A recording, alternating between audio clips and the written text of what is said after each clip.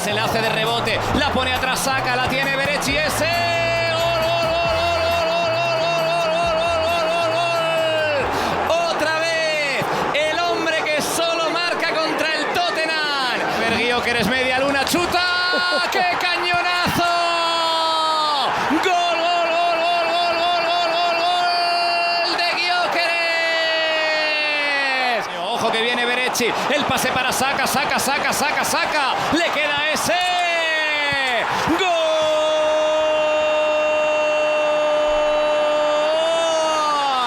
Haz la cucaracha y haz lo que te dé la gana, Eberechi. El toque de Madueke para Odegaard que asiste a Gyokeres que quiere el doblete, Gyokeres. ¡Gol, gol, gol, gol, gol, gol, gol, gol!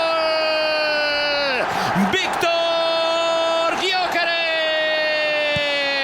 en el Tottenham Hotspur Stadium. Doblete estratosférico de Viktor Gyokeres. Doblete estratosférico. Eberechi Eze. Viktor. Gol, gol, gol. Eberechi Eze. Viktor. ¡Qué cañonazo!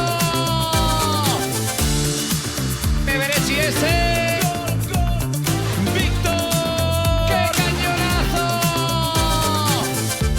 This is Arsecast Extra. Hello and welcome to another Arsecast Extra, as always, with James from Gunnerblog. James, a very goodly morning to you. Yeah, I don't know what the Portuguese is for goodly morning. Muito bom dia or something like that. Yeah. But it's the goodliest of mornings. It sure is. It's morning where you are, not morning where I am. We've got time zone differences going on because you are in Brazil. Yes, I am. The time difference thing is really confusing because it's only 3 hours, which doesn't feel enough, does it? When you've been on a plane for 12 hours and then they're like, it's only 3 hours difference. My head can't compute that. I can't get around that. Yeah, what's the point of it? If it's only 3 hours, what's the point? You know, you need let's just call the whole thing off. Do you know what I mean? Let's make it a goodly morning worldwide. For one day only, we abandon time zones so we can all partake in the goodly morning together. Yes, well, listen, it is a very goodly morning, and I'm just wondering, has there ever been maybe a more marked difference between two podcasts than this one? Because we spoke on Thursday morning after the Wolves game, and now we're speaking after a great win away from home in the North London derby, a win we badly needed. But the mood change, you know, is obvious. I don't need to explain it, but you know, we've gone from, oh my God, the sky is falling, to, hey, you know what, actually we might be all right here. It's just the way of this season, isn't it? The way football goes, and the fluctuations of form and energy throughout this campaign have been really quite something. Yeah, I mean, imagine that you're someone who started listening to the podcast this week. They tuned in for the first time on Thursday after the Wolves game, and now they're listening to this one. They're going to be like, are these guys okay? There's a lot going on. They've got multiple personality issues happening here. Yeah. I'm envisaging a different tone. I think you're right. I think it's safe to say that this is going to be a happier episode, a more cheery episode. And why wouldn't it be? Because, you know, ultimately we have won a game, and that's always good. And we've won a derby for the second time this season, won it 4-1. That's really good. The Spurs manager, the new guy, came in. Can I give a shout out to, I should have this here, on Blue Sky, Bob T on Blue Sky, who's at bob10t.bsky.social. He says, have Spurs created the new phrase, which seems like a very Spursy thing, the new manager trounce. So well done that man. But he came out afterwards in his press conference and was like, well, Arsenal are the best team in the world, which I'm sure is music to the ears of the Spurs fans, having just seen Thomas Frank parade around with his Arsenal merchandise everywhere. I mean, is that not just the most basic thing not to do in your first game as a Spurs manager, is to say, actually, they're the best team in the world? You could say they're a very good team. There's a gap in quality, whatever. I think, you know, most people could live with that. But the high praise from Igor Tudor was, I'm sure, not music to the ears of Tottenham fans. No. But what a weekend to be Thomas Frank. Not only does your replacement in your previous job lose his first game. But the club of your heart, the club of which you are a lifelong silver member, trounces the opposition in the North London derby. Well, he was there. Igor Tudor, for me. Go on. Listen, well, I think he's made a terrific start. It's another Spurs appointment of which I approve.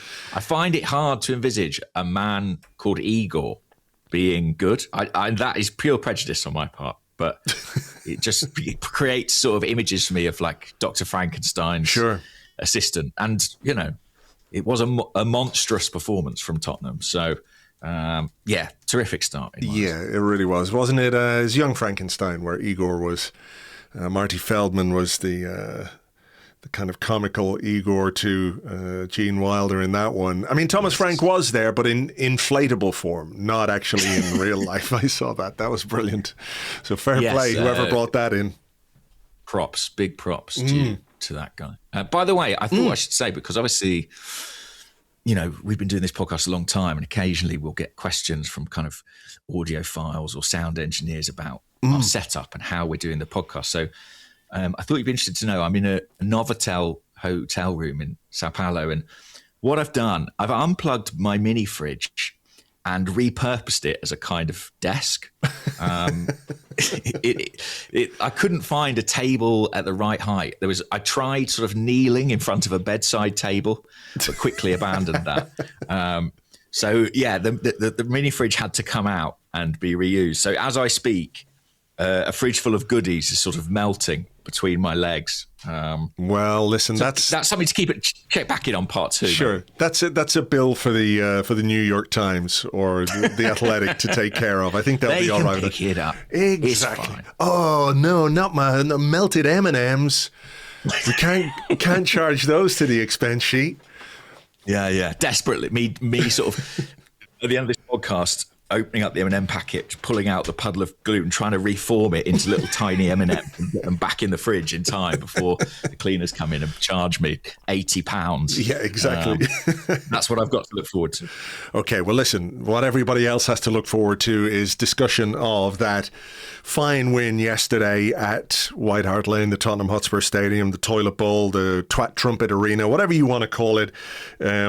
That's where we went, and that's where we had to respond. Mikel Arteta made a couple of changes to his team. Martin Odegaard was back, but on the bench. It meant Eberechi Eze started in midfield, Leandro Trossard on the left-hand side, Viktor Gyokeres up front. And I have to say, I think what I really liked about... Well, there was lots to like, but one of the things I really liked about this was the fact that, listen, you probably, I don't know if you saw this, I saw a couple of the reporters talk about this. And Miguel Delaney on Blue Sky said, quite the announcement from the Spurs stadium announcer. Sometimes there's a fire to be lit. They're nervous as hell. We're calm. We're ready. Which, of course, made me just think...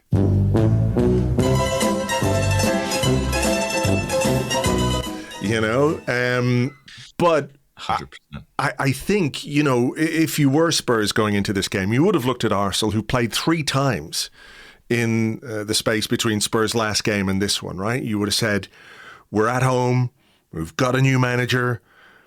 The fans, you know, they've turned the page from Thomas Frank. They're optimistic or stupid, whatever you want to call it. Stupidly optimistic, who knows?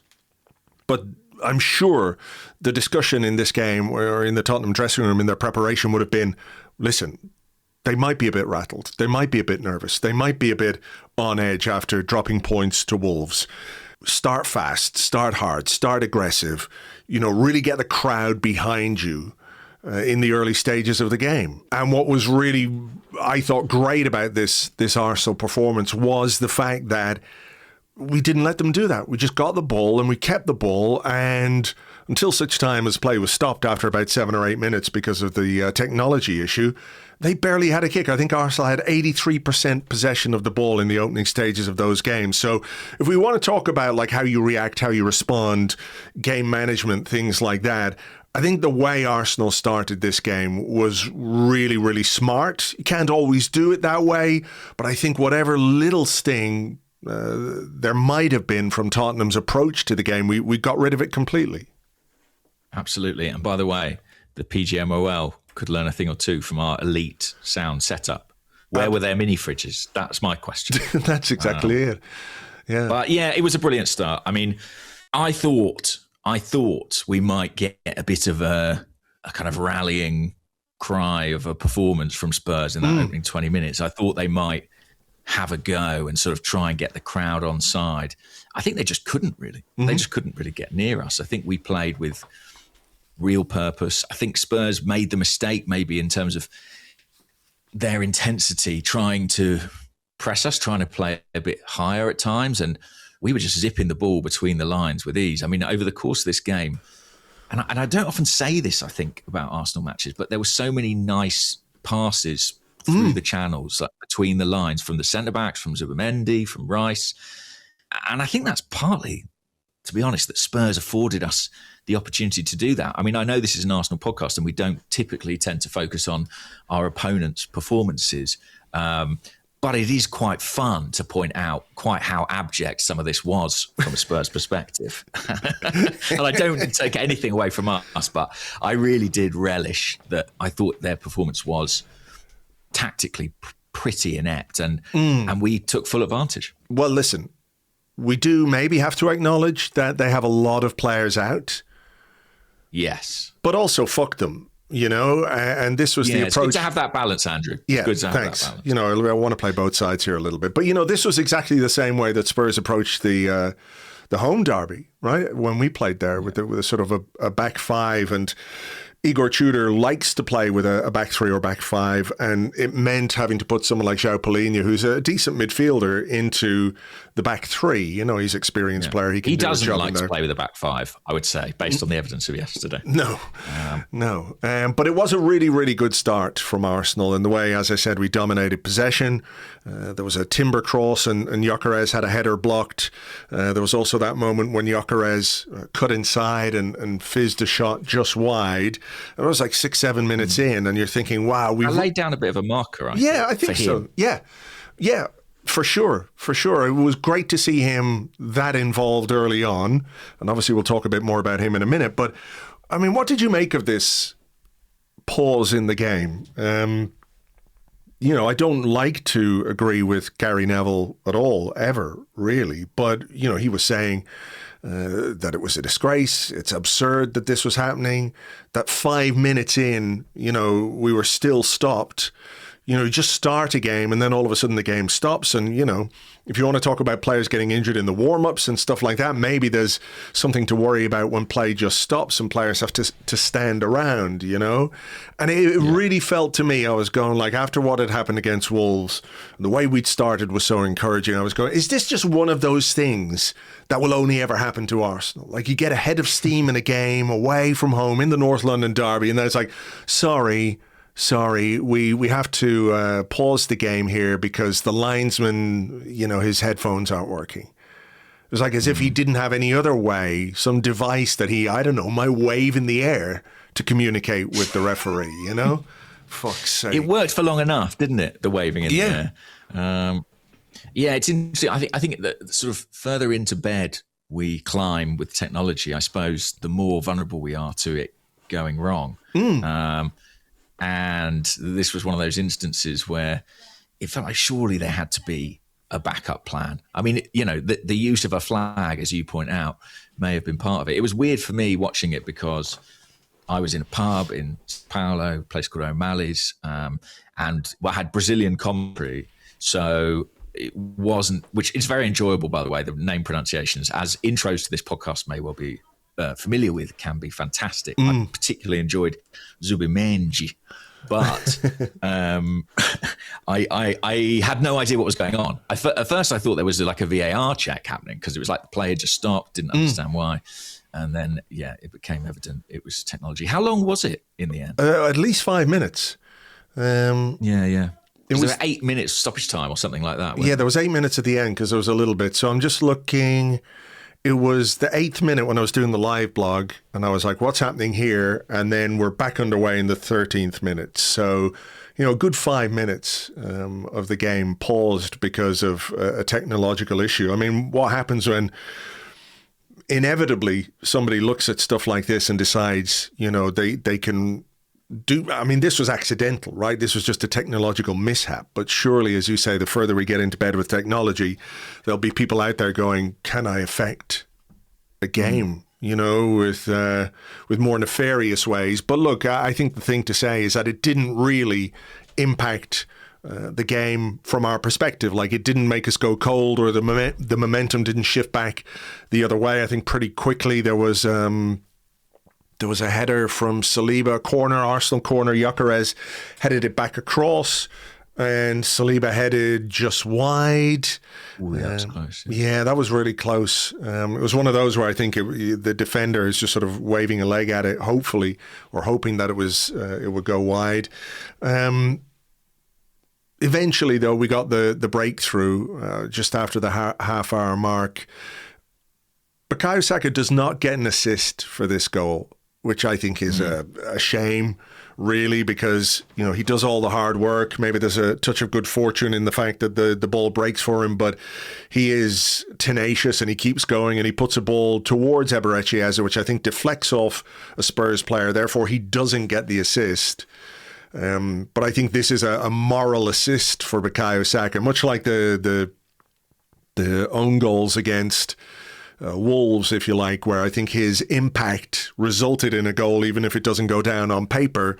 So hopefully people will take that into account when they look at his numbers this season. But the ball rolled up in the air off Eberechi Eze, and then he hooked his leg over it into the back of the net from close range. 1-0 to Arsenal, and it's like, what's going on? Why Eberechi Eze against Spurs again? What do we just need to tell him that we're playing Spurs every week? Is that how you do it? I think that might be the trick. His team talk every single week is lads at Spurs, irrespective of opposition. Just on Eze, did you expect him to start this game? I did wonder if Odegaard might come straight back in, but the fact that he hadn't had much playing time, I have a feeling Mikel Arteta went with Eze because of what happened in the previous derby as well. I think that was part of it, not the only reason, obviously, because we didn't have Kai Havertz. He wasn't in the squad. There's no Marino. He's not going to play. I don't think you can or should go and play a North London derby with, let's say, Norgard, Rice and Zubimendi as your central midfield. So in terms of the options available to him, I think he wanted Saka back on the right, so that more or less not forces your hand, but makes the decision for you when it comes to Eze.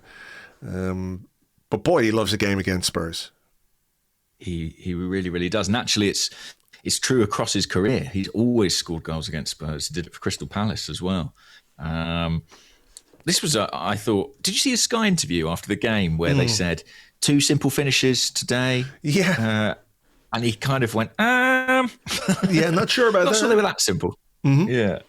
And on this one, I think he's absolutely right. I mean, the height that ball is at, I think, to get over it and make that sort of acrobatic volley, it reminded me a little bit of the goal he scored against Crystal Palace earlier in the season, where again, kind of took a ball out of the air and finished it expertly. What can we say? He has got that knack of derby goals, much like Robert Pires before him. Yeah. He scored more goals against Spurs than any other club in his career, Eze. I'm just looking it up now in Transfermarkt. 8 goals against Spurs in his career.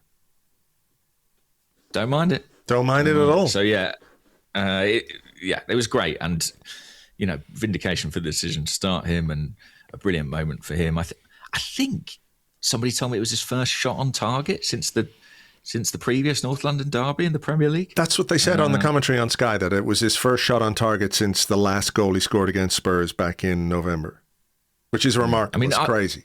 Arteta kind of intimated afterwards that he sort of has worked out what he needs to do to motivate Eze. Presumably it is just tell him it's Spurs. I can only imagine that that's what it is. Yeah. Well, look, it was a great time to go ahead as well. And it came at a point in the game where I think we'd been on top, and had we not scored, you're sort of like, oh, God, you know, we're going to let this one get away from us.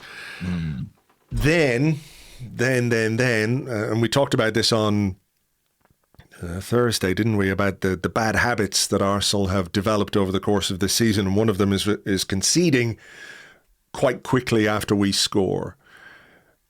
There was TV footage, I'm sure it was on the pictures, because it would be on the same feed, wouldn't it, of Declan Rice sort of pointing at his head and saying, come on, lads, concentrate, you know, keep it together. And then he does the most un-Declan Rice thing I think I've ever seen him do. Because that really is not what he does.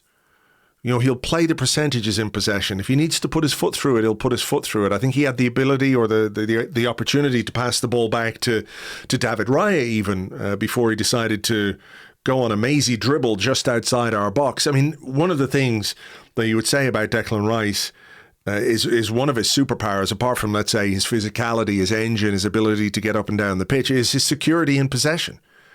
In tight areas, he's really, really good, typically because he makes the right decision more often than not. So it's really hard to explain what he was doing here. It is, yeah. Really odd one, and obviously like a moment that certainly sucked the life out of the supporters where I was watching, because it sort of plays on all those fears. I mean, it's sort of what we did in midweek, conceded a goal very quickly, not this quickly, but quickly enough off the back of scoring one. It's the football cliche of sort of you're most vulnerable when you've just scored, seemingly, and hugely out of character.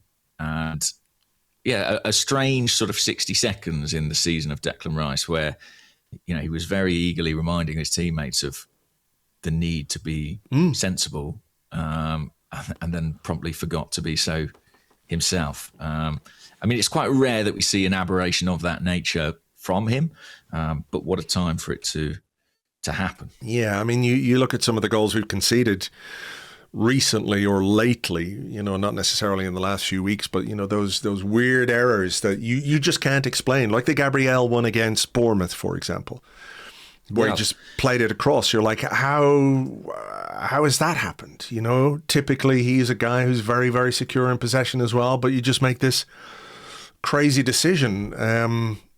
I'm told that four of the 8 Premier League goals we've conceded in 2026 have been major defensive errors, and then three of the others have been long-range goals. So there is something curious, isn't there, about the nature of the goals we're conceding at the minute. For sure. And like you said, it did take a bit of the sting out of us, but immediately we made a very good chance for Bukayo Saka. It's a really good pass from Piero Hincapié. Yeah. Vicario came out to block, but I think if Saka finishes that and VAR goes back to look, they'll see that he was well and truly onside. There was another one for Trossard, wasn't there, where it deflected just wide, dribbled wide of the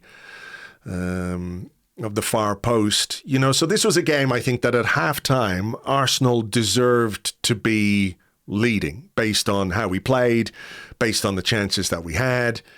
But the fact that we weren't was entirely our own fault. Yeah, it was actually a pretty... I mean, as delighted as we all are this morning, at half-time, the mood was very different. It was quite frustrating, really, to find ourselves at 1-0 in a game which we dominated.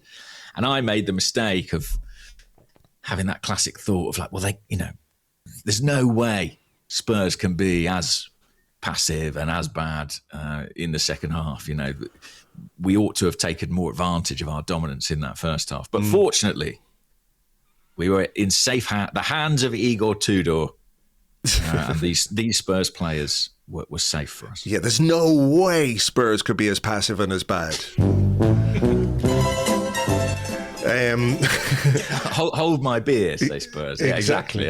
And to give ourselves credit, like, and again, Arteta spoke about this, you know, Declan Rice really bounced back from that era, and the whole team did, really. They kind of, I think, kind of re-seized the initiative after the break. And obviously there was brilliant timing with our second goal, which was so soon after the restart. Yeah, I mean, it came after David Raya had to make a save from Xavi Simons, I think. True, yeah, that's true. You know, so they started that second half and I was like, oh, I don't know, don't like this. But then the goal we scored is really, really good.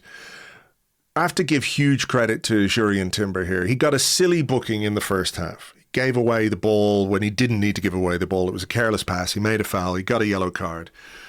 And you're thinking, is this just another manifestation of the fatigue that he's experiencing? Could well be. But the pass for this Viktor Gyokeres goal is excellent because it's just sort of threaded between the two banks of the Tottenham players. You have the back five, then you have their midfield four, and they're all in a line. And he plays it across, as it does well, I think, to sort of distract one of the defenders. And it's a great touch and finish from Viktor Gyokeres from just inside the D. Yet again, the goalkeeper gets the faintest touch on the ball as it hits the back of the net from Gyokeres, but take nothing away from that finish. It really, really is good. It reminded me there was a training video doing the rounds a couple of weeks ago. Don't know if you saw it. It was almost that exact drill where they were being played the ball on the edge of the box, take a touch, first time shot. And just a brilliant pass from Timber and a great finish from Gyokeres. I think you touched on something there that I think is really important in this goal, and it's the role of Eze, who, when Timber plays that pass across, he's basically right in line with Gyokeres. He's playing incredibly close to him. Even Trossard actually is right up on that last line of defence as well.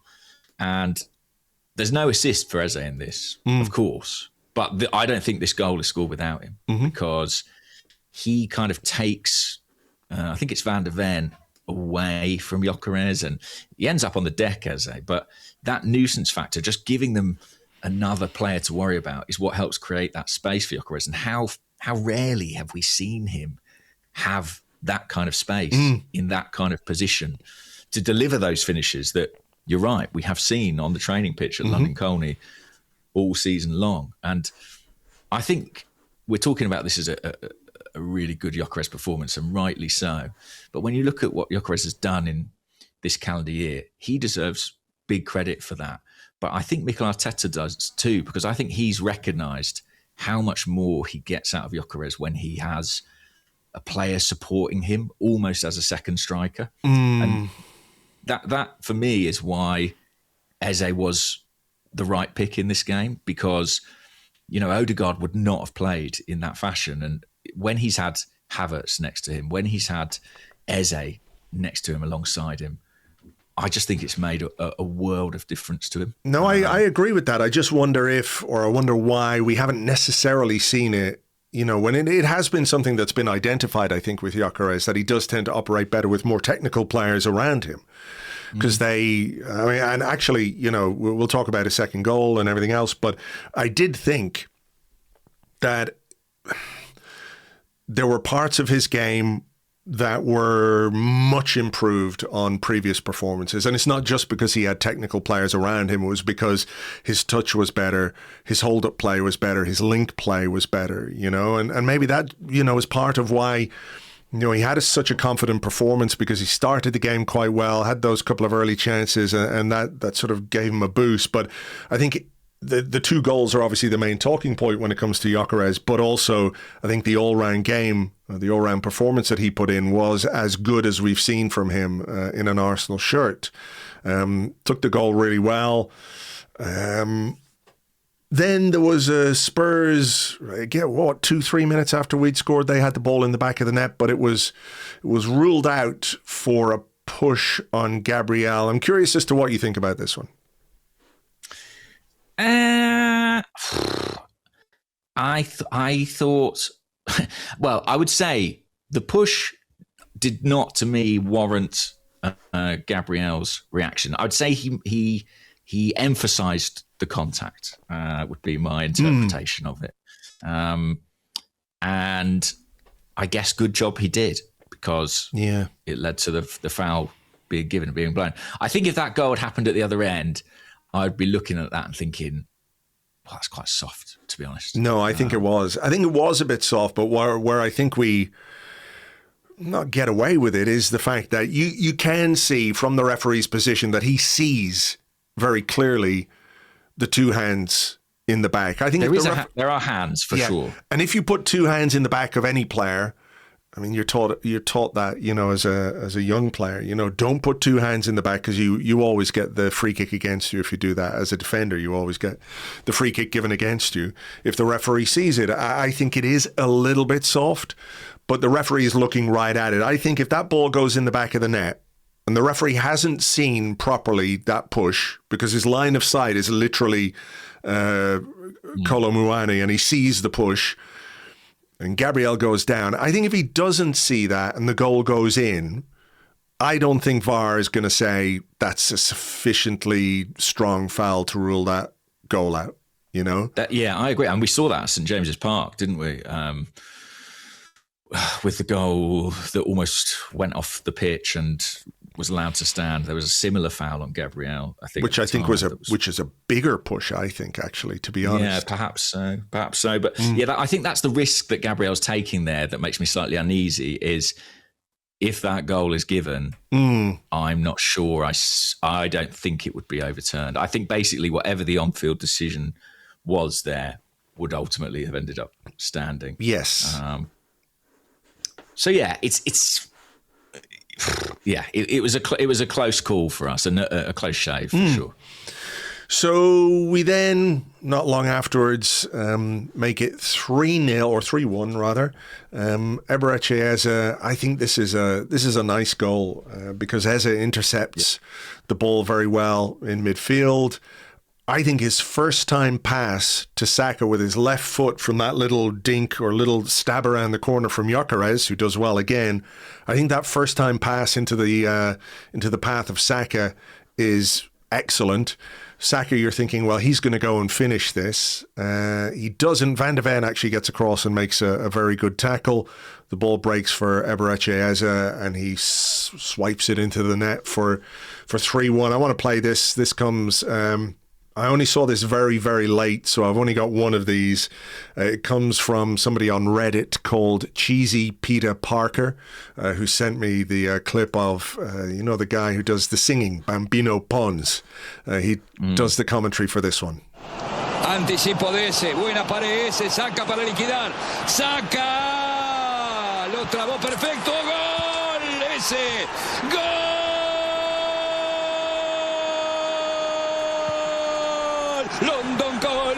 London Calling, porque el Arsenal quiere ganar, necesita los 3 puntos, 3-1, empieza a definirlo.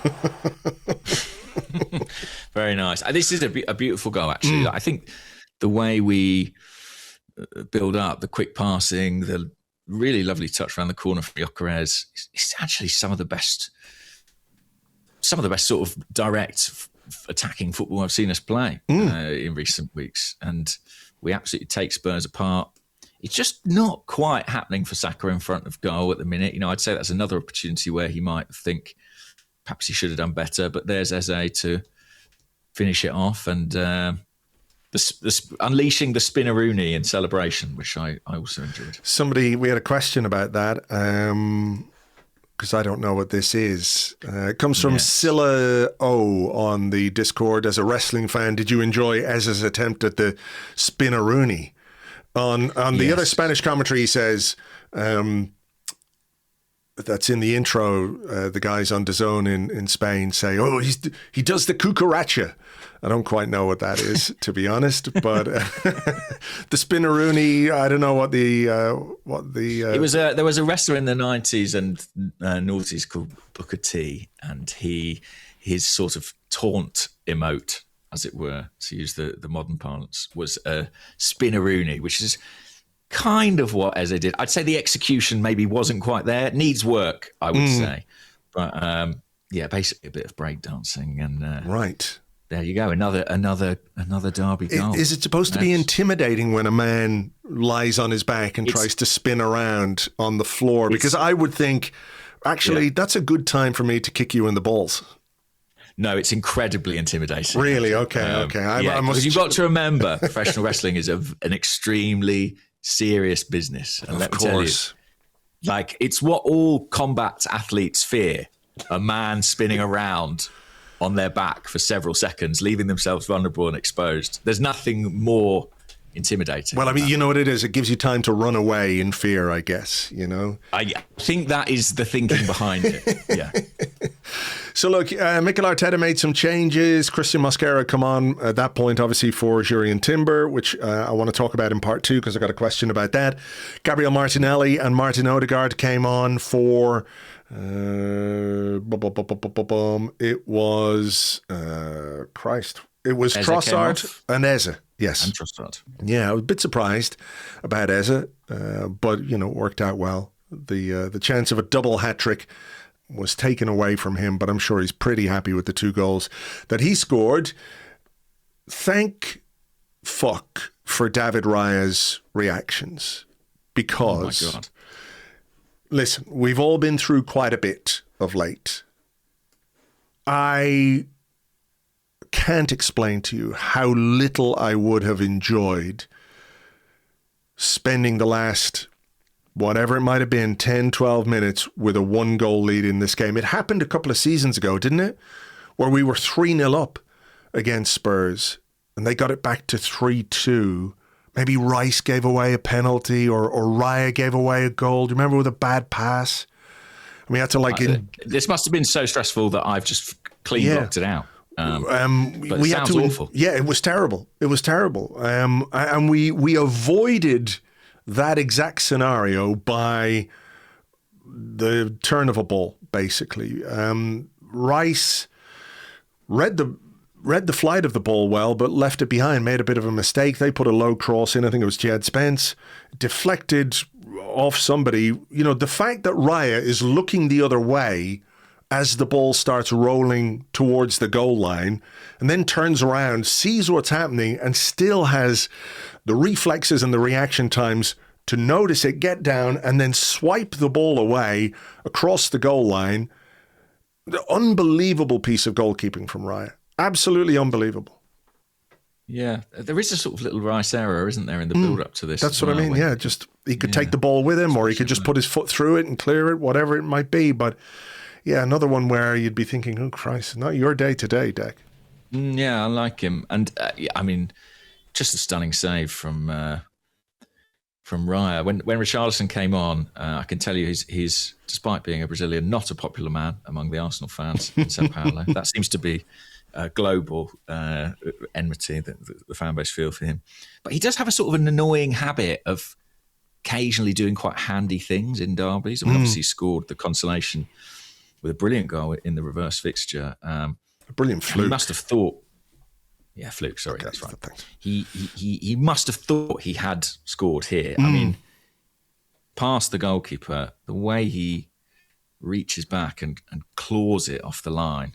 I suppose the celebrations of his teammates and their reaction to it can tell their own story. A really, really excellent piece of goalkeeping. Yeah, it really was. Really was. For a player who, to my mind at least, looked like he'd grown a substantial amount of hair in between Wednesday and Sunday. I have some questions about that. Okay. So we might do that. We might do that in We'll part come back 2. to that. Yeah. It's quite important, I think.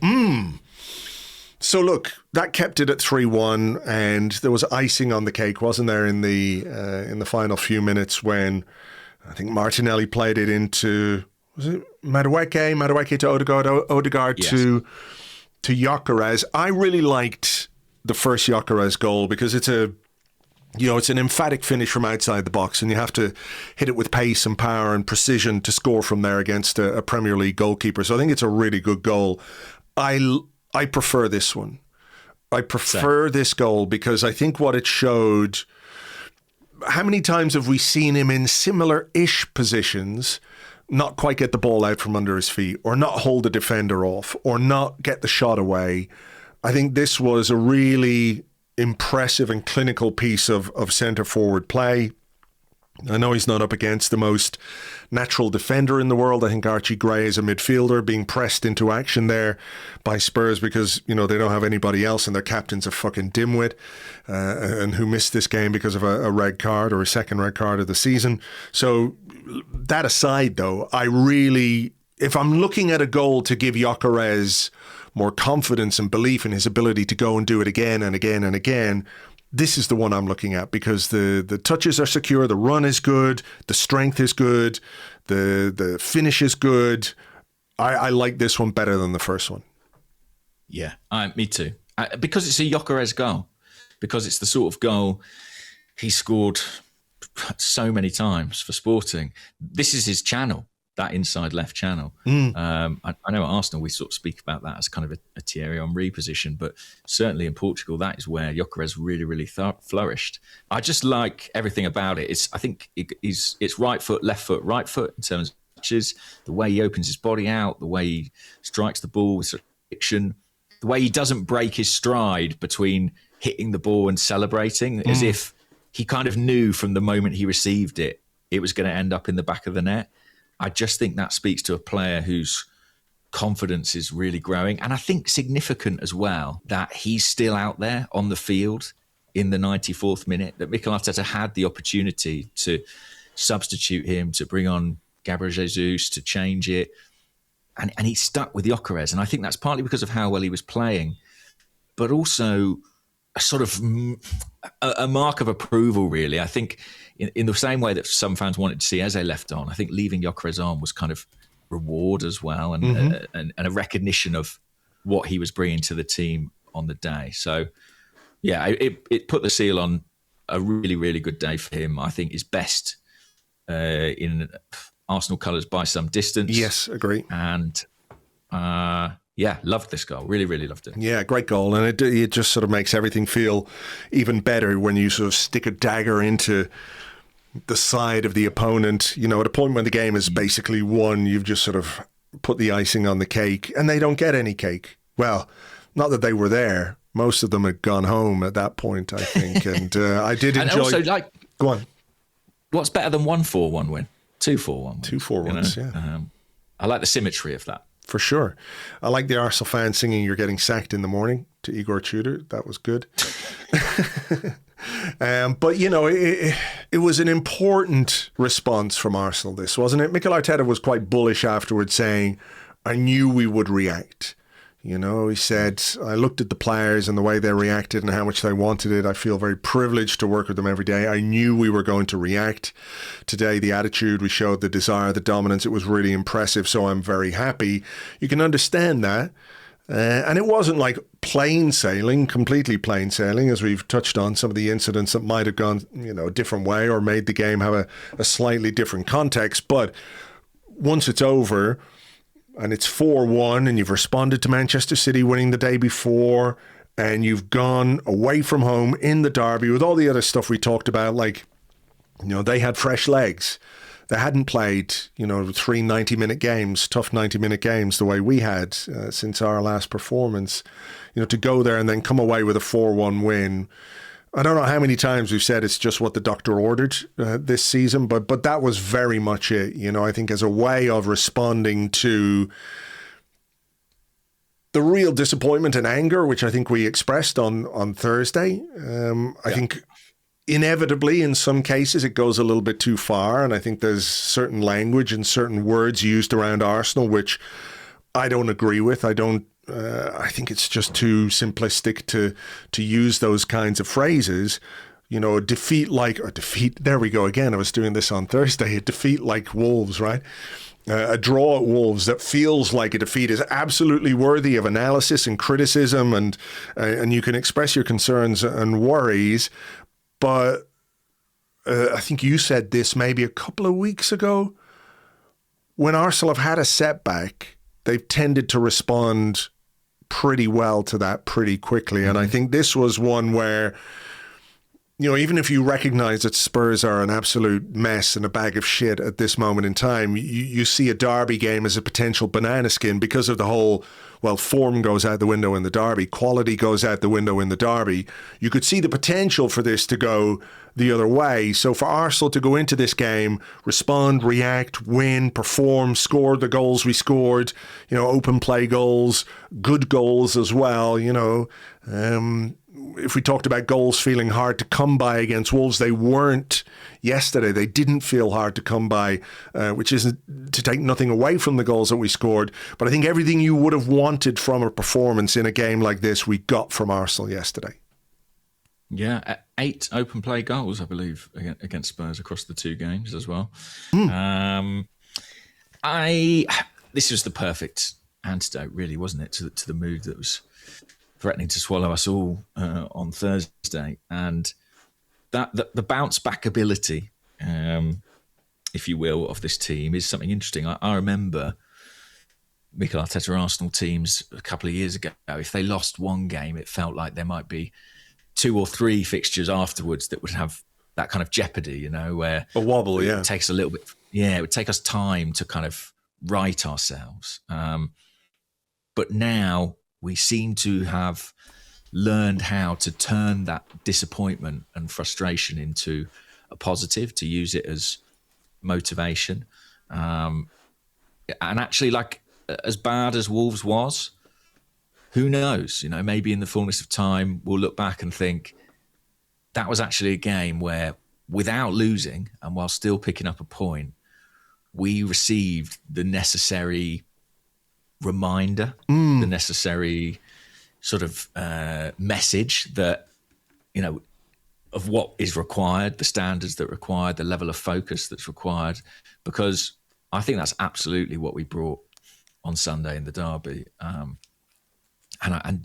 brilliant response, and let's hope we can continue in that vein. So tell me, obviously after the final whistle, everybody's in great form in Sao Paulo. The caipirinhas are flowing. I mean, Sure. Listen, we've been there in different places around the world, and the level of support and the passion for the club, as we've said often, is kind of incredible, regardless of where you are. If you meet those fans and you experience a game with them, it really is exceptional, isn't it, to sort of have that experience with those fans. So I presume the mood was good. The mood was very, very good. Helped in no small part, actually, by the fact that during the second half, as the fans in O'Malley's were celebrating the Gyokeres goal that put us 2-1 ahead, suddenly came this booming sound from outside the bar in the street through the windows, and basically a carnival float came past the bar during the second half. So there was a party in the pub and a party out in the streets as well, which felt beautifully Brazilian. But yeah, it was great to spend time with these guys, and I was made so welcome there. Obviously I don't speak very much Portuguese at all, but we all share this common language, which is Arsenal. And there's a guy called Jalton who runs the kind of supporters club here in Sao Paulo, and I was asking him about like the importance of this venue to them, these gatherings they have to watch games. And he said, this is our stadium. Many of us will never go to North London, will never go to the Emirates. But for us, this is our stadium. Wow. And I was just like, that's incredible sort of special thing to hear and be part of. And they certainly understand a derby in this city, because they've got 3 or 4 really big teams. Yeah, you don't say. Huge rivalries. I mean, Corinthians, Palmeiras, for example, is a massive one. And so they absolutely get the significance. And it is sort of surreal. I remember when we were in Asia in pre-season, and you're hearing fans in Singapore and Hong Kong singing North London Forever. When you see these kind of local lore and local rivalries playing out globally. I mean, hearing Brazilian Arsenal fans singing in Portuguese about the fact Tottenham are going to get relegated. It's pretty amazing. So it was a wonderful day. It was not the only reason I've been out here, but it was something I wanted to make sure I did while I was here. A piece about it has just gone up on The Athletic if you're a subscriber. We've got some nice video clips that I'm going to put out later today as well. But yeah, thank you to all the guys in Sao Paulo for being so welcoming. It was brilliant to be part of it. Amazing. All right. Well, look, we will take a little bit of a break here. We're going to come back with your questions and more in part 2 right after this. Spurs fans, sometimes there's a fire to be lit. They're nervous as hell. We're calm and we're ready. Now to get you really in the mood, here is the famous Spurs trumpet.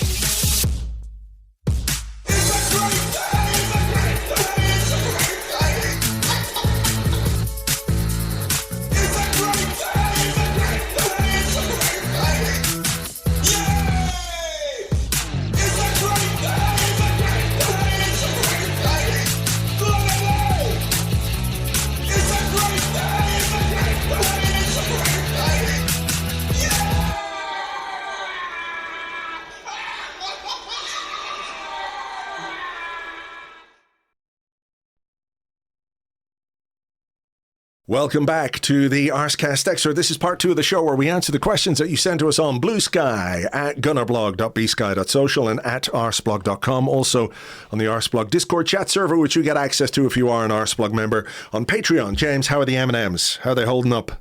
There's a small brown puddle forming on the floor beneath me. But what about the M&Ms? Yeah. Speaking of M&Ms, by the way, did you see Gabriel's Instagram? Yes.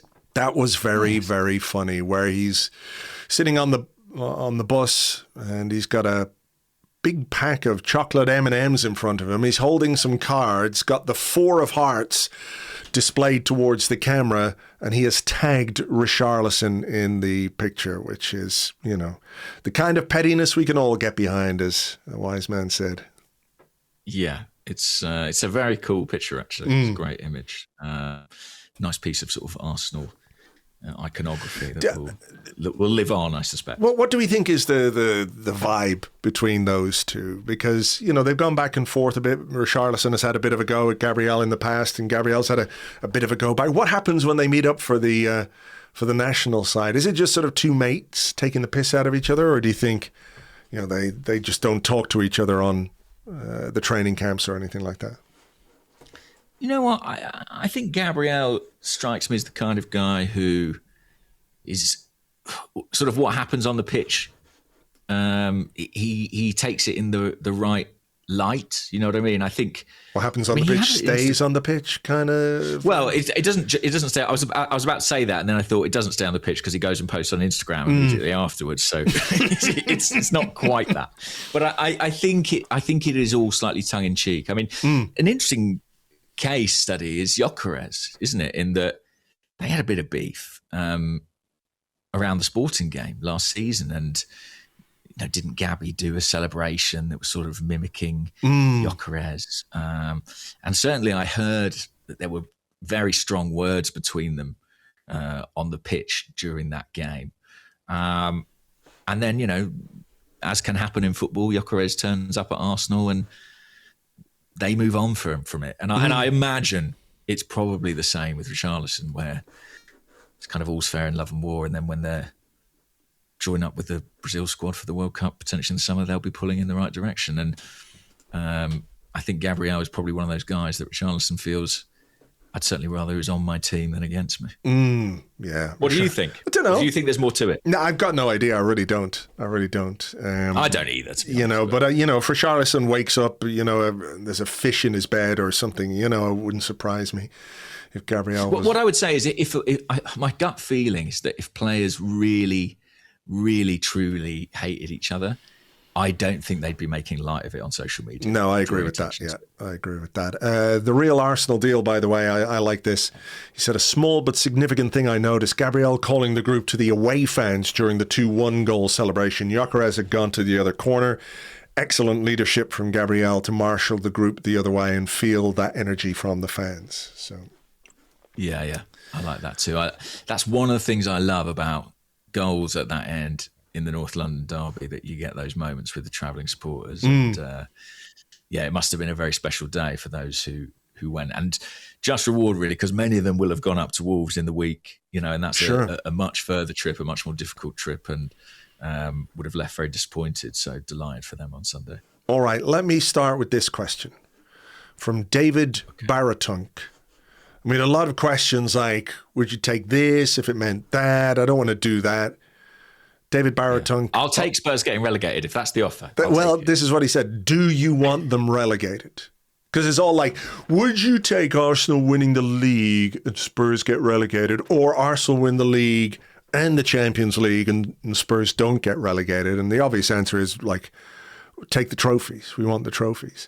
I'm not sacrificing a trophy for them, for anything. But generally, do you want them relegated? Because it's quite interesting. I've seen people, you know, in the comments on Arseblog and on social media and stuff like that saying, you know, I don't want to miss the North London derby. I want these wins in this game. So where do you stand on it? Do I want Spurs relegated? With all my heart, Andrew. Yes. Thank you. Yes. With all my heart. Me too. I want them relegated and for them to never come back. Like, I get it, the local derby, but you know, things move on. Stuff can become history. There was a time when Arsenal played a very important game every season, twice every season, but after Spurs were relegated, it just never happened again. It was played in an enormous toilet bowl. Really, Daddy? Yes, you wouldn't believe it. And there was a wanker with a trumpet. Cockerel. A trumpet man stood atop the toilet bowl. Was this in the medieval times, Daddy? Listen. I'm sure a club of that supposed size would in time bounce back. But the hilarity of them going down, I think, would be unsurpassed. I mean, honestly, like the feasting on all that content. And yeah, I obviously my focus is Arsenal. Of course. I want to see Arsenal win things, but Spurs going down is like the stuff that dreams are made of, in my view. I agree with you. Like, I want Arsenal to succeed more than I want Spurs to fail. Of course. I want Spurs to go down. I want Man United to go down. I want City to go down. I want everyone to go down. I fucking hate them all. Listen, kick them out of the league. Make it a 10-team league for all I care. One-team league. The harmless ones. You know, just we can have like, I don't know, Brighton, Fulham. They can stay. Fulham can. Brighton can. Brighton can fuck off as well. They're owned by like a gambling dude and stuff, aren't they? You know. Okay, so it's just us and Fulham in the league. 19 games, you know, switching between Craven Cottage and North London. The lads on the boat, they get the boat trip 19 times a season. Every away trip's a lovely day on the river. Bring your fishing rods. Spurs have got to go, in my view. And genuinely, like, it is good if you hop over to, for example, We Are Tottenham TV. If you're so inclined, there's some great stuff at the minute because you know how is that the two brothers? That's the two brothers, right? Yeah, it's good. It's good stuff, Andrew. It's the really high grade shit, and those guys are on drugs. They must be on drugs. I'm sorry. Well, do you know the bit in Arrested Development? There's a sort of a running gag in Arrested Development where Job, he sort of gets up to terrible stuff at nighttime and then roofies himself. He calls them forget-me-nots or something like that. Those two boys must go home at the end of every Spurs game and just take a fucking forget-me-not because every game they go into, they're like, we're going to win this one. I know. Have you not? That is the narrative structure of their vlogs. Hope followed by despair. And, you know, we saw on Thursday how quickly fear can kind of spread through a fan base, how quickly it can grip supporters. And Spurs fans are in the grip of it right now. Like they are, because realistically, I don't think they're going down. I think there are three even worse teams in this league. But many of them are convinced that they're doomed. And I'm just enjoying this bit. Even if we don't get the relegation, the flirtation with it is titillating enough for me. Yeah, well, come on, West Ham. Isn't that what we just need West Ham to pick up Whoa! some form. Fucking imagine West Ham with a former Spurs manager in charge overtaking Spurs in the final weeks of the season, and they're the ones that go down. I know. Oh my they hate God. Nuno as well. Can I ask you? Yeah, sorry, go on. I was just looking at Spurs' games, actually. So their next game is at Fulham. Our friends Fulham. Emile Smith-Rowe, hat-trick. Come on. I want to ask you this one because we're sort of on the topic of them, and I just think this is an interesting thing to consider. Arturo B on the Discord says, a point that might be worth some discussion is that I've heard some people say the result against Spurs is no big deal because they're worse than Wolves right now. But in that case, people need to consider that City went there, got into a 2-goal lead and were held to a draw. Which is worse, a draw against Wolves or a draw against the Spuds? And just to sort of broaden it out a little bit, Arsenal have taken 6 points from Spurs this season.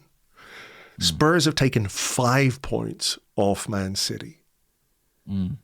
If we win the league. Oh, my God.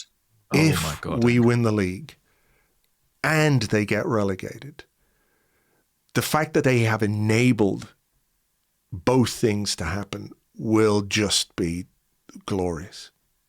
I'm not counting any chickens. Thomas Frank, we salute you.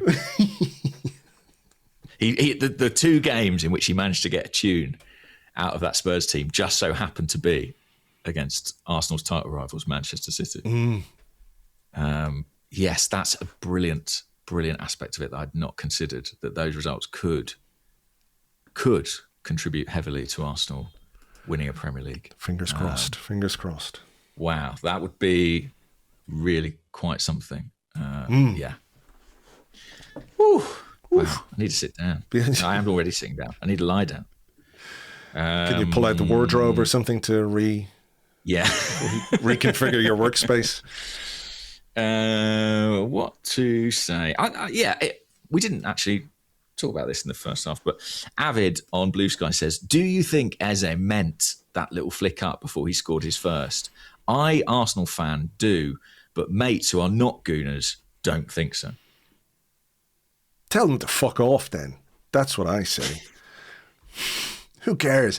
I actually think it's a reaction, a really quick reaction to the slight deflection the ball takes from Saka. Right. I don't think he means necessarily to do exactly that, but what I think is he's reacting in split second to control the ball, and he also reacts very, very quickly when he sees what the ball is doing to get his foot over it and high and into the back of the net.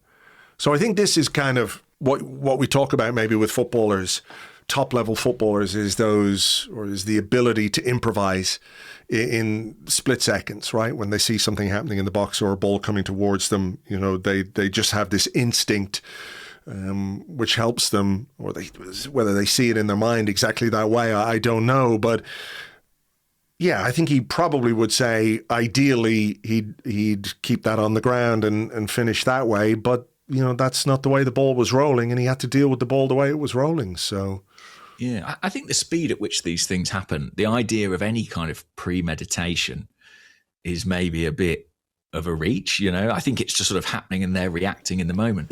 I'm going to deploy my Nikos Dabizas anecdote, which I have done before, so apologies if you remember it, but someone I know spoke to Nikos Dabizas about Dennis Bergkamp's brilliant goal at St James's Park. Yeah. And they asked him, do you think he meant the first touch?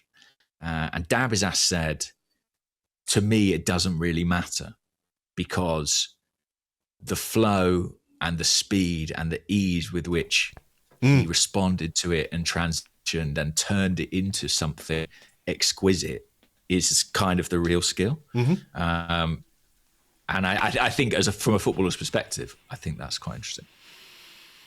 Another question. Go on, I've got one here about Eze as well. Queen Gooner. Well, let's do that then. At sofire.bsky.social says, do we stick with starting Eze for Chelsea? Or know that Odegaard is fit, does he start?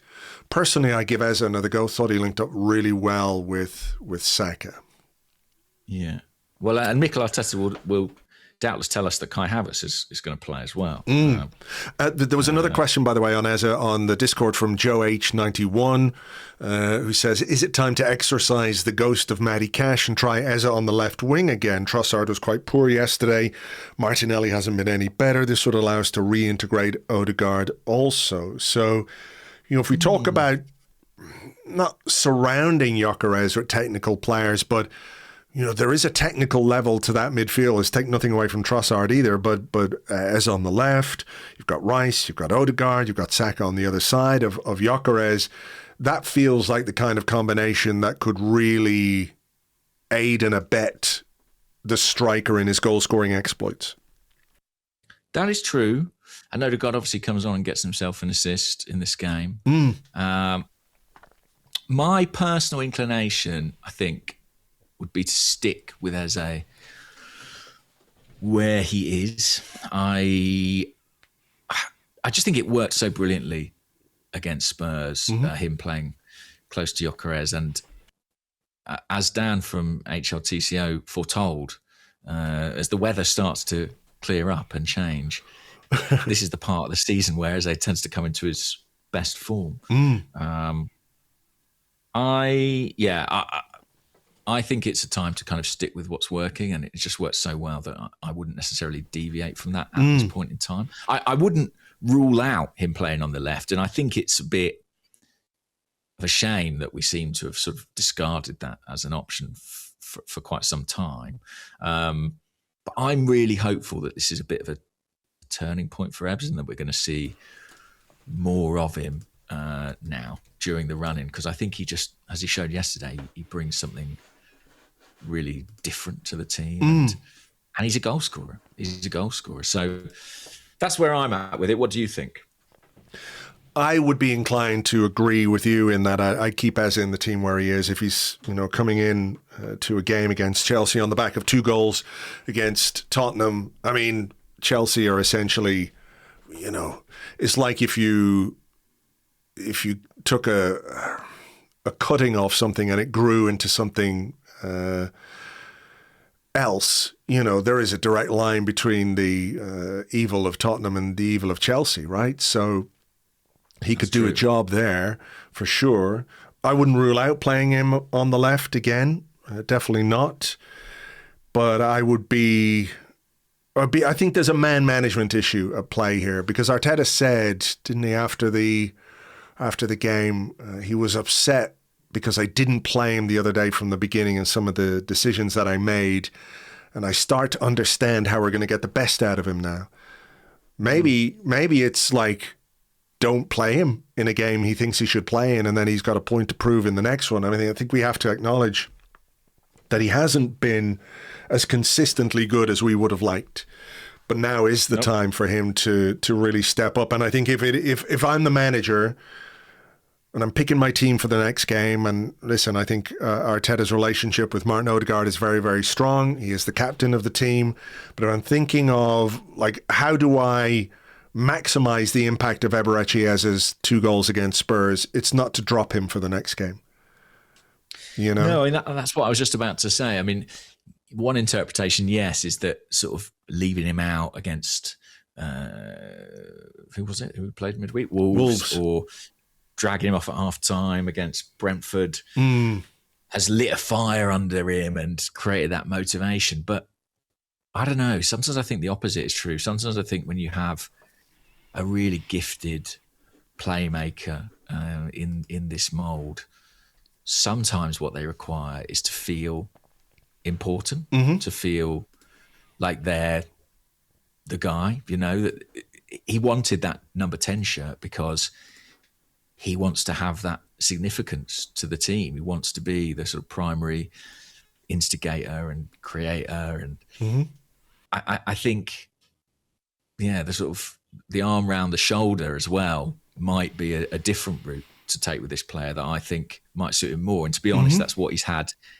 at Palace for the majority of his career, and that's worked rather well. I know Arsenal is a different environment and a different manager, but it's interesting watching Mikel Arteta sort of come to terms with how to manage a player like this, and how maybe sometimes it's about carrot and sometimes it's about stick. And when you do have these very gifted, free spirit creators, there is a certain extent to which you have to indulge that. And I think for Mikel, that's maybe a newer space to get into as a manager. Do you think he's maybe been burned a little bit by, some of those players who might be described as mercurial, who are hugely, hugely talented, but who, I don't want to say flit through games, but who maybe don't have, let's say, the outward,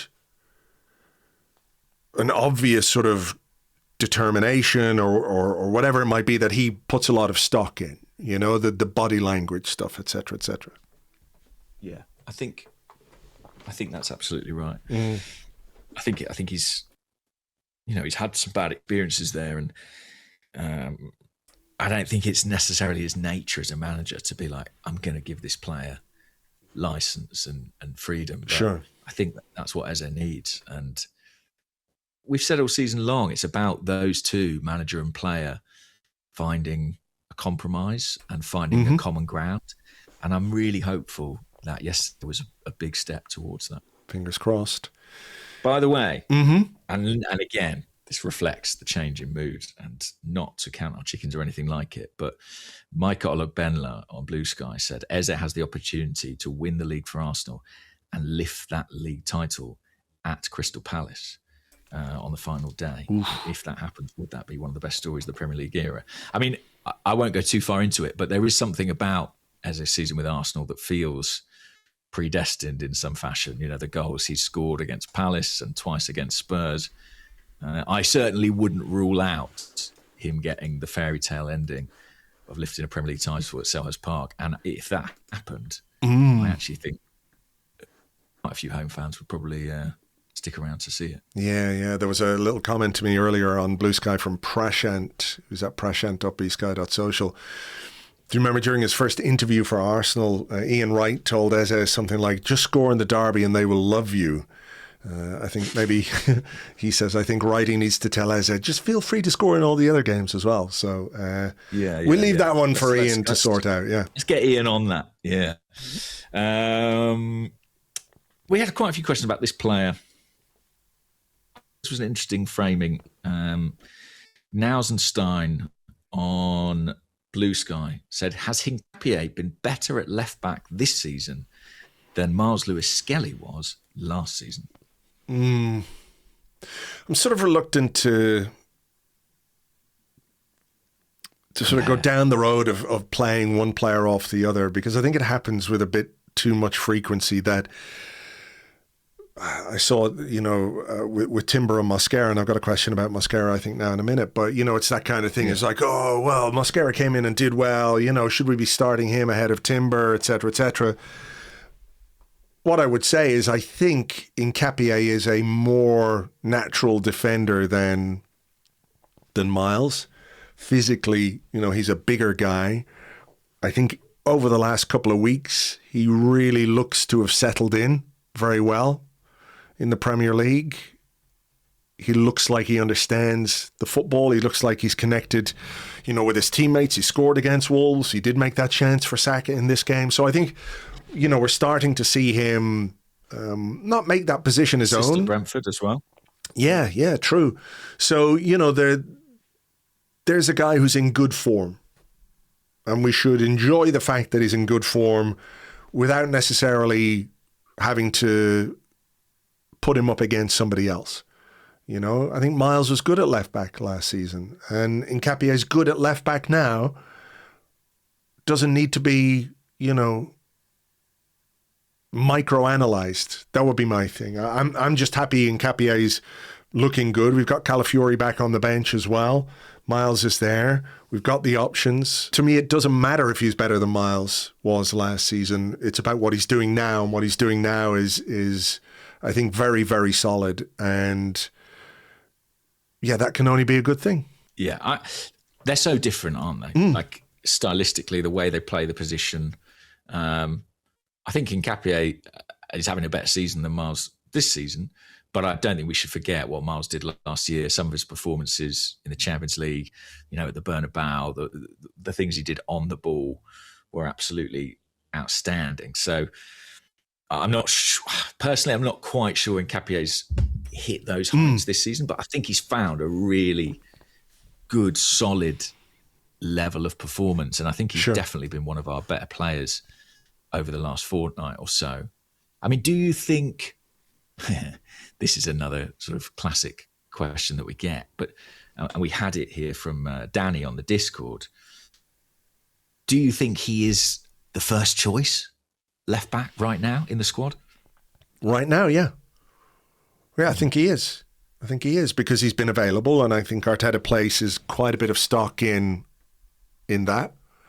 Well, I think he loves Calafiori. He obviously loves Calafiori, and I think as well, in the first 4 months of the season, Calafiori was unquestionably, without a doubt, the first choice left back, because he was playing so well and he was playing so consistently, but he was consistently available. it doesn't mean that is going to be the case, forever. Things can change very quickly in football. It could be an Nketiah injury and Calafiori comes back in, and in 2 months' time, we're talking about Calafiori being the first choice because he's been playing so well. So it just happens like that. I think, it maybe goes back to the Eze thing. You have to recognize when a player is in good form and in a good moment and lean into that, because it's a way of getting even more out of them or getting that level of performance out of them on a consistent basis. You don't make change for change's sake.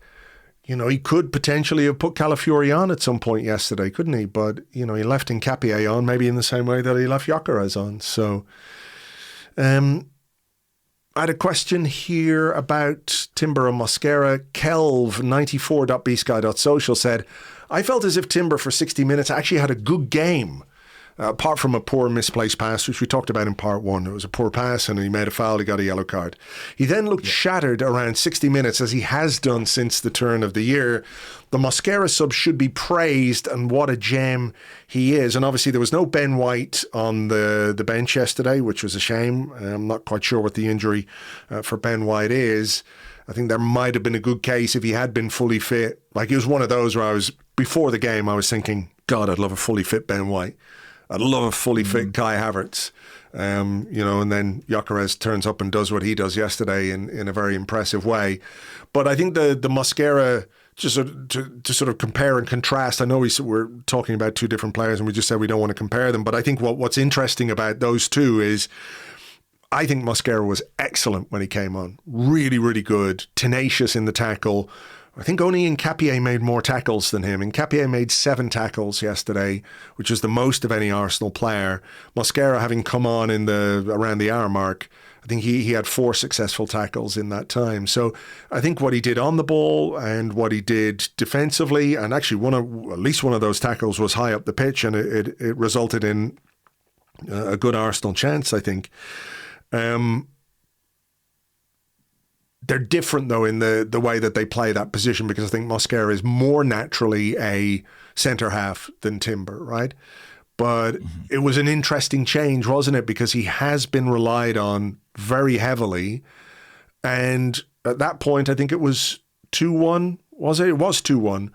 And he's taken, a really, really key player off and put Mosquera on. And that's a show of faith, isn't it, in the young man who signed in the summer? Yeah, particularly in a position that's not really his primary role. I don't mind saying I was kind of advocating for Ben White to start this game before I knew he was injured, because I was quite perturbed by Jurrien Timber's performance in midweek. I thought he looked a bit ragged at times and very fatigued. So while I understood the temptation to sort of pick him again, I think just getting through this game, and then he's got a week off before Chelsea, I sort of thought, if you've got Ben White there, I've said all season long, have there been opportunities to use Ben White that we haven't taken? I thought this might be one. And then he picks up an injury, which might give you some insight, I suppose, as to why he hasn't been used more. I do think there are some physical issues underlying there. And Timber was much better. And Mosquera, I think, has just been an absolute revelation, really. In terms of the consistency of performance level he's provided, he's up there with our very best signings from the summer. I agree. Up there with Martin Zubimendi, you'd have to say. So, he's been fantastic, and I thought it was the right change at the right time, and helped us see things through. Done Nketiah and Mosquera. Oh, this was, I thought Matt Factor on Discord says, Guten Morgen, gents. Given how vocal Rice has been lately, do you think that perhaps being the person that makes the big fuck up may actually be helpful? It felt to me this week like maybe he'd crossed a line between holding teammates to account and moaning about them. So could this incident potentially help him grow as a leader? I understand why he's asked that. It's not necessarily something I agree with, but Dec's on-pitch demeanour has, to me, looked a bit agitated. I agree. I agree with that. I've seen people say, and again, I'm not sure I 100% agree with it, but that it has been a bit, to their mind, performative. Yeah. But what I think is, you sort of straddle that line, right, of whether it is performative or not, but you want people to stand up, and, you want people to show leadership, and you want people to hold others to account. But it's been going on, I think, since the first time I noticed it was the Wolves game at home, because I was there for that game, and you see obviously a lot of stuff that's not caught on camera. And he was not at all happy with some of the stuff that was going on around him, for very understandable reasons, because it wasn't good enough that day and we just about scraped a win. So I understand it, and I can understand if you are driven and ambitious and you want to raise the level, that you are going to cajole people on the pitch, for want of a better word. He spoke to Sky Sports, didn't he, beforehand, before the game and after the Wolves game, and he talked about how they went in the dressing room and there were some things said.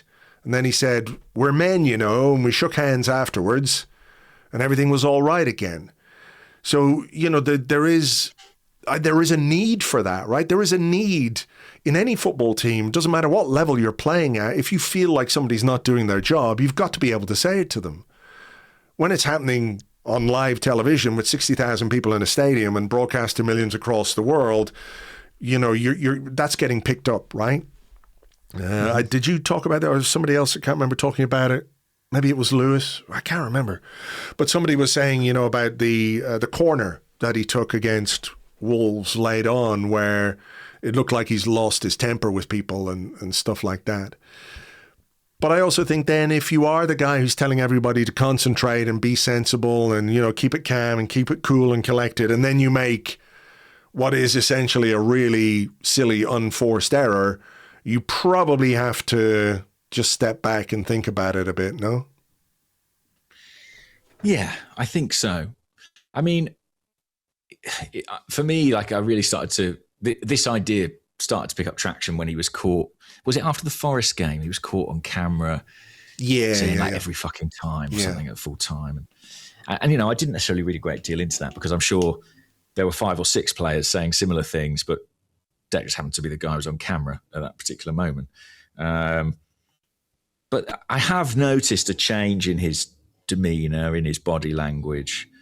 On the performative thing, what I would say is, I think leadership is partly performative. Like, you have to outwardly emote, or do things that transmit, and also that transmit on a big football pitch surrounded by 60,000 people. So it's not necessarily a time for subtle communication. I do wonder how much of this has got to do with the fact that it's been a season and a period where the club captain, Martin Odegaard, has been kind of in and out of the team. And Rice, maybe, as a consequence, although he doesn't have the armband normally, feels a need or responsibility to step up, to be more vocal. I also think he's been here longer. So are we just seeing, is this just West Ham Declan Rice? You know what I mean? Is this a bit more who he is, but it took him a little time to settle into it? And then the other factor, I think, is just how much he wants it, really. And that's the bit that needs management, I suppose, because that's the bit that can bubble over. But I think he came to Arsenal to win things, and he hasn't yet, and he's desperate to get there. And I think from a sort of selfish perspective, he also probably thinks, look at the age I am, look at the year I've got, a World Cup on the horizon. I'm at the peak of my powers. This is my year, and I can't let this slip away. And I think that's why we're seeing a kind of elevated degree of emotion from him. But definitely, I think this game and that mistake will be something that he reflects on. I think you could see by the way he celebrated that second goal in particular with Gyokeres that he was aware. He can't not have been aware, because the first thing I thought of when he made that mistake was this has the potential. I don't know if I sent it to you at halftime or to somebody else, but I said this has the potential to go down as his Steven Gerrard, we do not let this slip moment, you know? Well, when I said he can't let it slip there, knowing that was the image in my mind. Yeah, that's exactly what I thought at halftime, that, you know, if this game didn't turn out the way it turned out for Arsenal, that is a clip that would do the rounds ad infinitum, you know? For it'd haunt him, that clip, particularly if Arsenal don't win anything, right? So I think it was really, really important that we responded as a team, and maybe that's the most important thing, that the team stepped up and made that little moment moot, so to speak, you know. But I think there probably will be a little bit of self-reflection in that like, will it stop him telling people to concentrate and to focus next time we score? Don't think so. I hope not. Absolutely not. But what it will probably do is the next time we do score, and he does that, if he's in a position like he's in that game, he doesn't make that mistake. He puts his foot through the ball. You stick it out for a throw. You play it back to David Raya. Let David Raya thump it downfield and regroup and reset. You just don't take the risk again. And maybe that's the learning moment more than anything else, you know? Yeah. He can't put all his energy on others, you know. I think it's just a reminder that it's all very well to have a word with your teammates, but you need to have a moment with yourself as well, and a little reminder to yourself, and that's all it is. And the player that he is, the person that he is, I think he will take that on board, and I think he will use it moving forward. Yeah. There was, let's do just a couple of quick ones before we go, because there were a lot of Gyokeres questions. He's now on 15 goals, and there were people saying, well, we talked about Gyokeres getting 15 goals this season. Does that constitute a good season? He's a flat track bully, though, Andrew. They all come against teams facing relegation. There was a lot of that, yeah. Only scoring goals against championship sides, etc., etc. But I thought this was maybe a more interesting discussion point, because, you know, let's get to the end of the season and see how many goals he's got, and then we can, you know, properly assess his contribution. And, you know, it could well be telling. It could well be the difference between Arsenal winning the league and not. So let's wait until we get there. But Schwa on the Discord said, I've noticed Gyokeres continually gets fouled without getting calls. What does this man have to do to get some respect from the refs?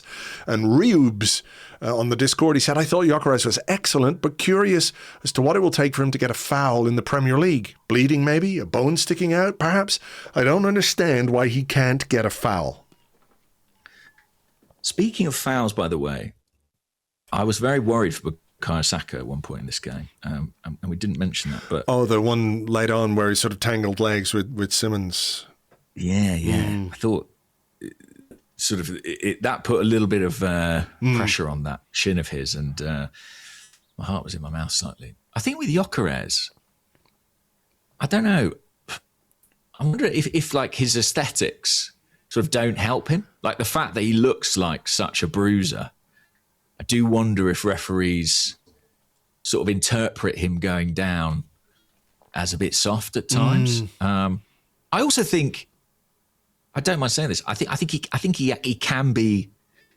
can use his size and his strength even more effectively. I think he's starting to do that, and I think that there certainly were occasions in this game where he really did do that. But I think, I wonder, as he grows and becomes more confident, is that an aspect of his game that is kind of still developing too?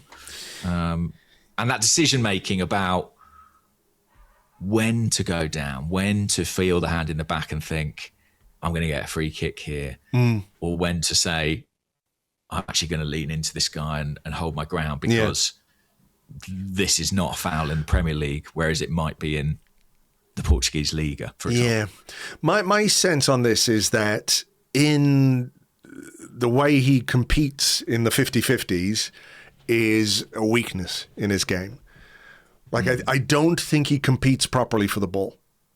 And I thought he was excellent yesterday. I agree with you. It was his best game by some distance. I also think there's room for improvement in that aspect of his game, where he pays a bit too much attention to the man rather than the ball.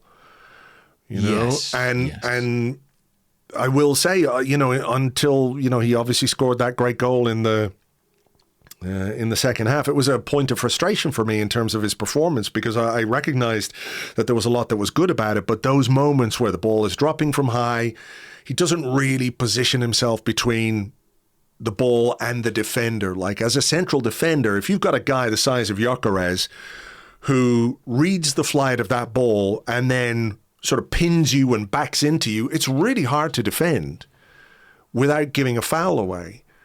But he doesn't really engage the right way with the defenders. And I think it makes it look like he's not really competing for the ball. So when the defender chucks him around or throws him on the ground or he falls on the ground, the referee is saying, well, he wasn't really going for the ball anyway, so I'm going to let it's kind of 6 of one, half a dozen. Yeah, I'm going to let the defender do what he wants there. And I agree, he is fouled a lot. And I can remember, was it Newcastle away?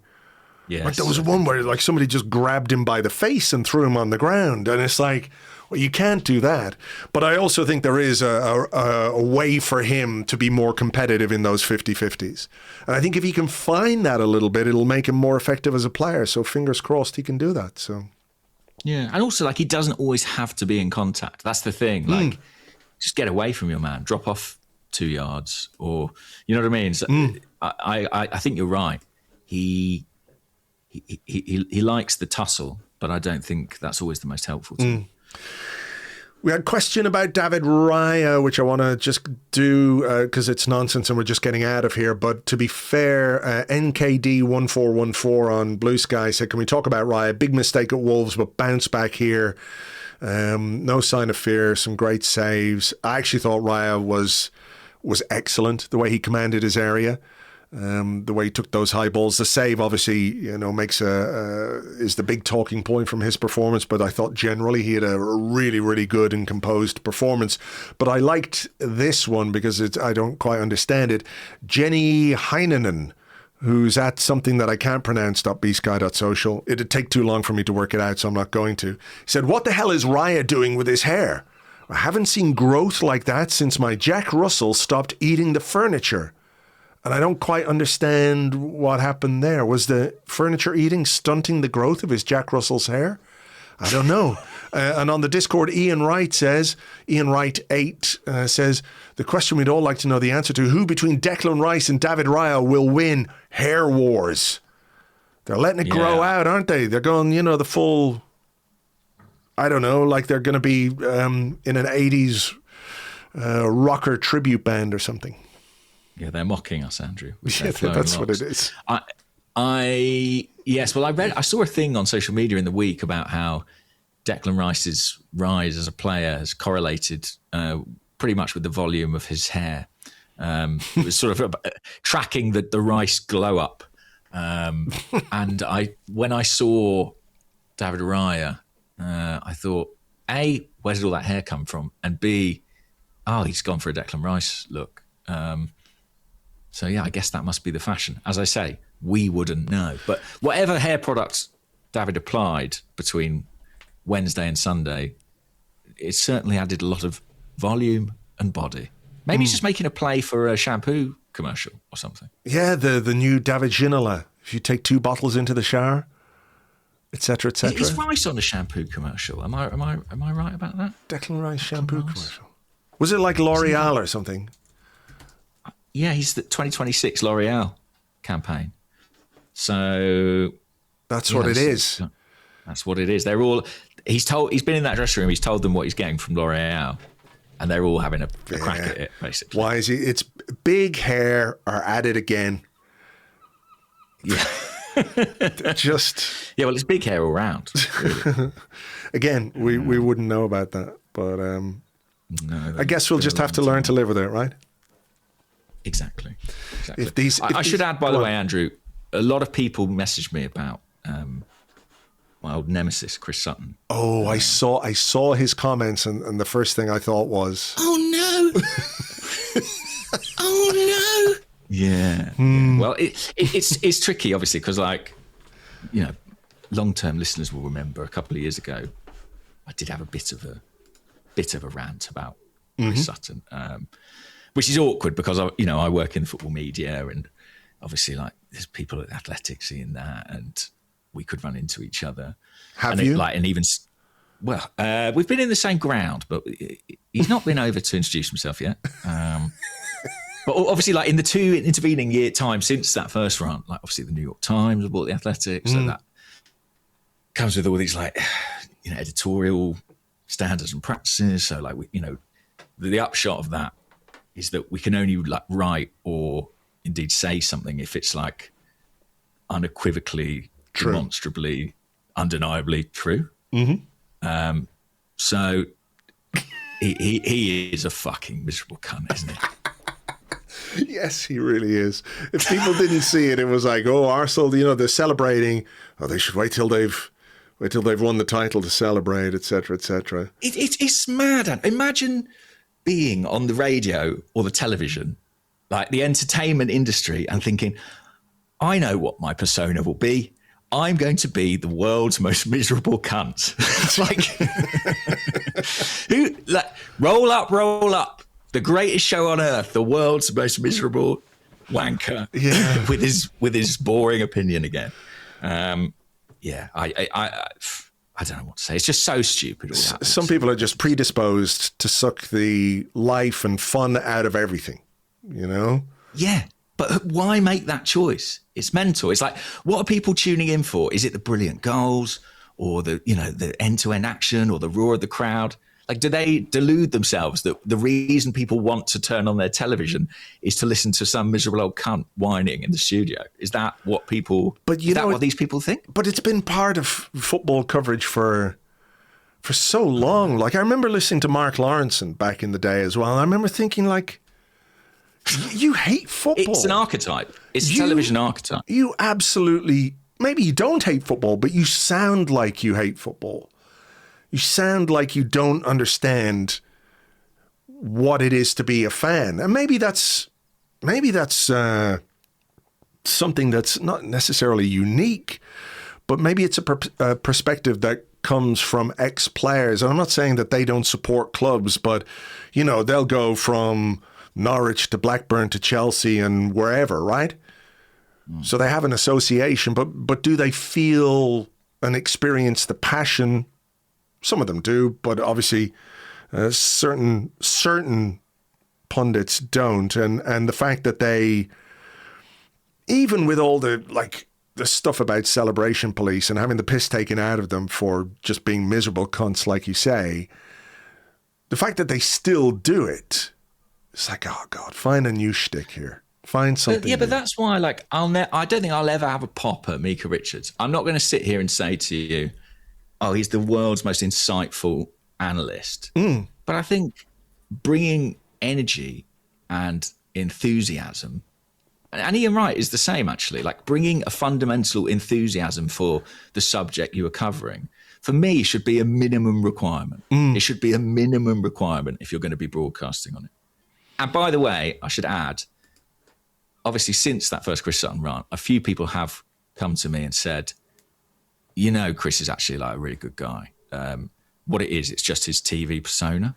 And I say, oh, that's good, actually, because I'm actually a really nice, tolerant person as well. In real life, I love Chris Sutton. I think he's brilliant. But the thing is, my media persona thinks he's a fucking miserable cunt.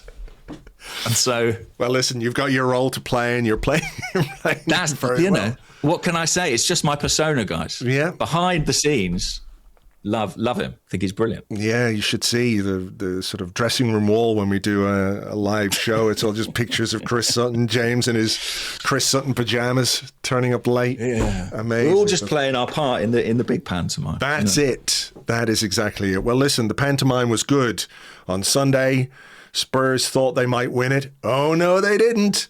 And Arsenal are 5 points clear again at the top of the Premier League table. We have the luxury now, James, of like a week off. This is like, what is happening here? We won't know what to do with ourselves. I don't know if Arsenal are planning anything. There was maybe some chat about them going for, I don't know, a bit of warm weather, but it seems like a lot to get through, and maybe they could just give the players a bit of a day off or a couple of days off. And I think they've got some stuff planned, but I think it's all closer to home than that. Paintballing, that's what they're going to go paintballing as a bonding exercise.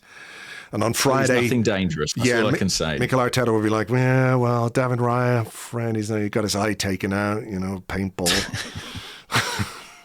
No, I'm sure they'll get up to some good stuff and hopefully recharge the batteries down a bit ahead of what is a big game next Sunday against Chelsea. Right, we better leave it there. Let you get on with your day in Brazil. Not sure what you're up to or what your plans are. I'm going to be trying to reconstitute the contents of this fridge. So that'll be fun. Okay. A challenge. Everyone loves a challenge. Okay, to you guys, thank you so much indeed for being with us and for listening as always. We'll have an episode of The 30 for you tomorrow over on Patreon. Because it's a quiet week, we'll spread it all out. And there is a game tonight, Monday Night Football, Everton against Manchester United. So we'll see what happens there. Thanks for listening as always, and we will catch you on the next one. Bye-bye.